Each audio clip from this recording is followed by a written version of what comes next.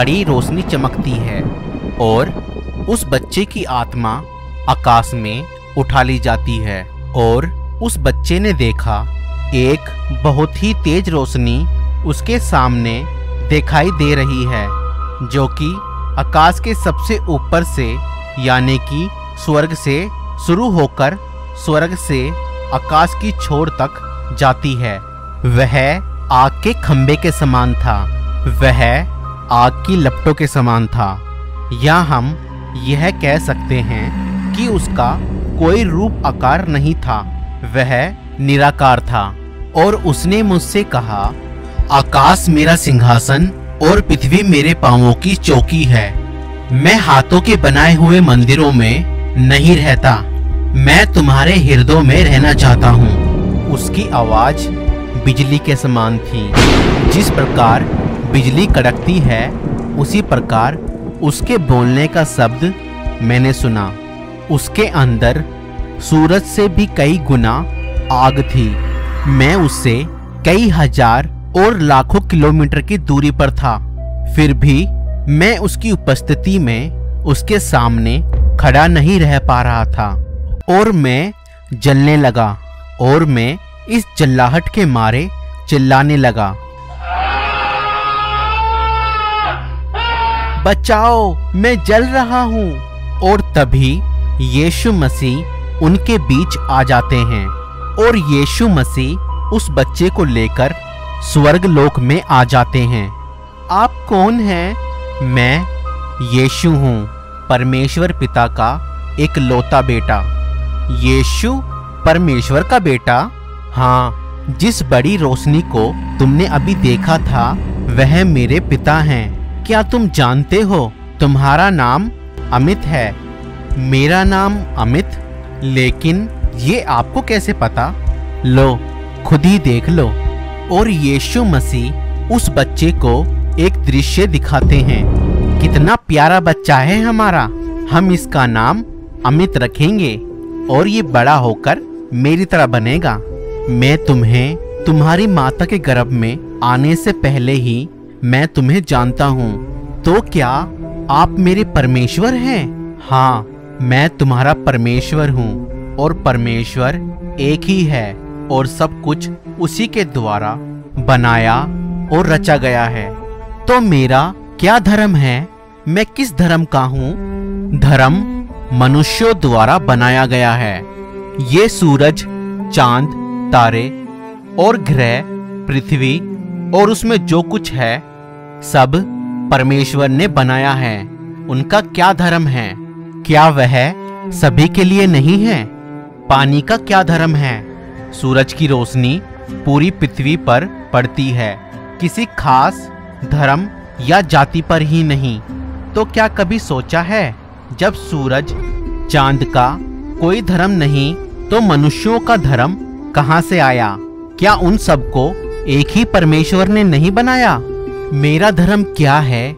मनुष्य इस बात की खोज ना करके बल्कि परमेश्वर के राज्य और उसकी धार्मिकता की खोज करे।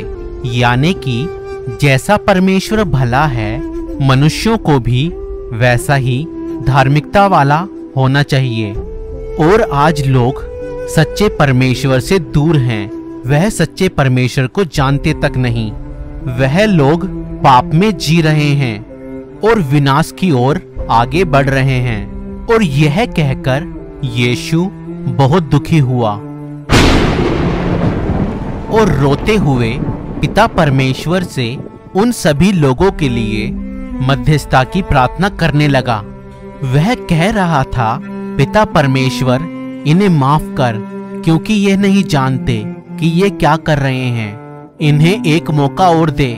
मैंने इनके लिए अपनी जान दी है और अपना लहू बहाया है।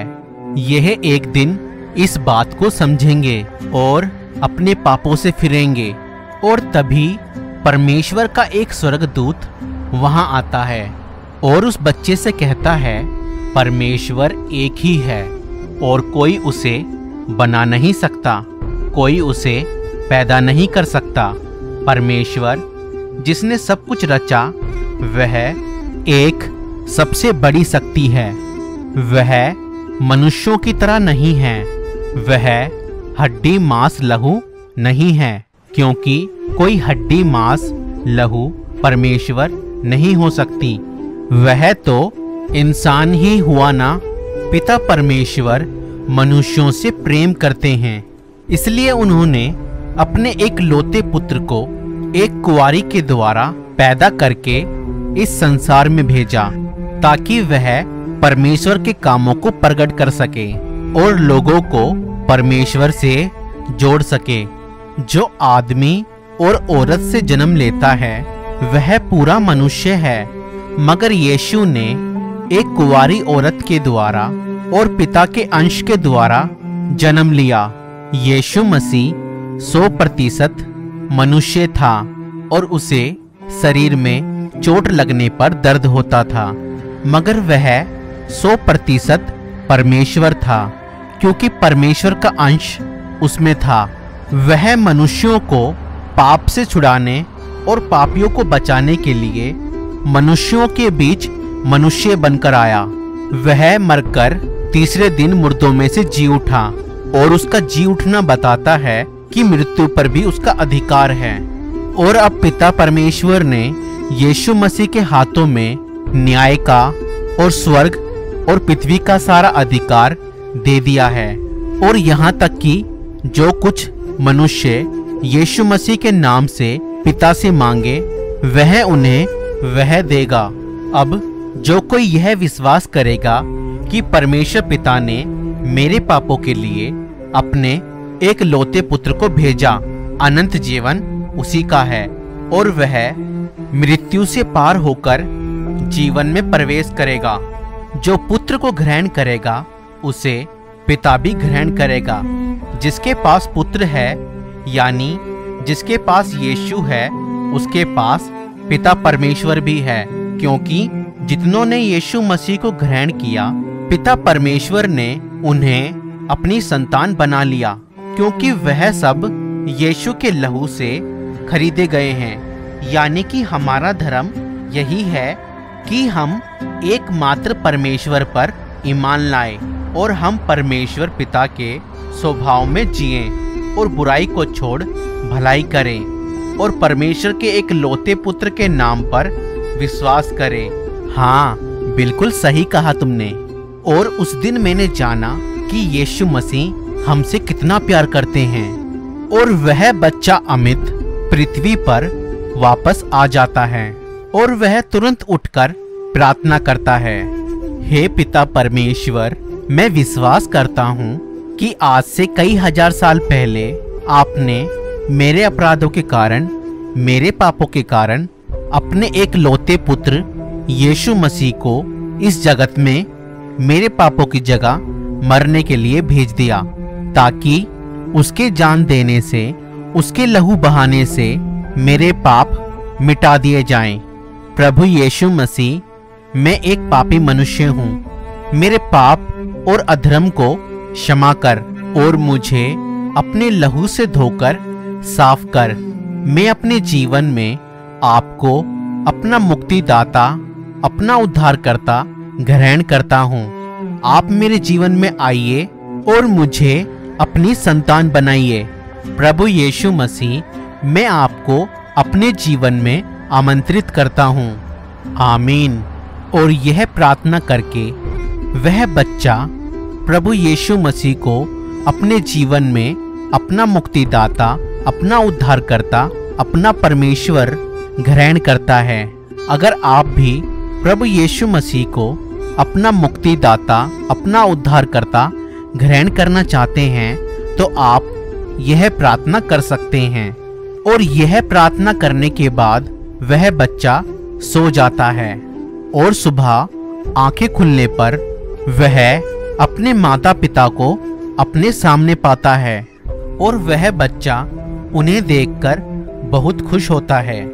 और वह बच्चा सोचता है, मैंने तो यह प्रार्थना नहीं की कि परमेश्वर मुझे मेरे माता पिता से मिला दे, फिर ऐसा कैसे हो गया? तभी उसे एक आवाज आती है, तुम्हारा स्वर्गीय पिता तुम्हारे मांगने से पहले जानता है कि तुम्हारी क्या क्या आवश्यकताएं हैं और वह बच्चा अपने माता पिता के साथ अपने घर लौट जाता है और वह बच्चा सोचता है परमेश्वर का धन्यवाद हो कि मैं अपने माता पिता से अलग हुआ और जान पाया कि मेरा परमेश्वर कौन है और मेरा धर्म क्या है। मैं आशा रखता हूँ कि आप सब भी इस वीडियो के माध्यम से जान गए होंगे कि आपका रचने वाला, आपका बनाने वाला परमेश्वर कौन है और आपका धर्म क्या है। जीवित परमेश्वर आप सभी को बहुतायत से आशीष दे। सभी को जय मसीह की। दोस्तों, जो एनिमेशन वीडियो हम बनाते हैं उसमें 5,000 से 10,000 रुपए का खर्चा आता है। अगर भविष्य में आप हमारी ऐसी और वीडियो देखना चाहते हैं तो आप हमारी सेवकाई को सपोर्ट कर सकते हैं। आप 1 रुपए से लेकर 10 रुपए तक हमें भेज सकते हैं। अगर आप हमारी सेवकाई को सपोर्ट करना चाहते हैं तो आप हमें फोन पे, गूगल पे, पेटीएम और यूपीआई भी कर सकते हैं। डिटेल्स डिस्क्रिप्शन में है।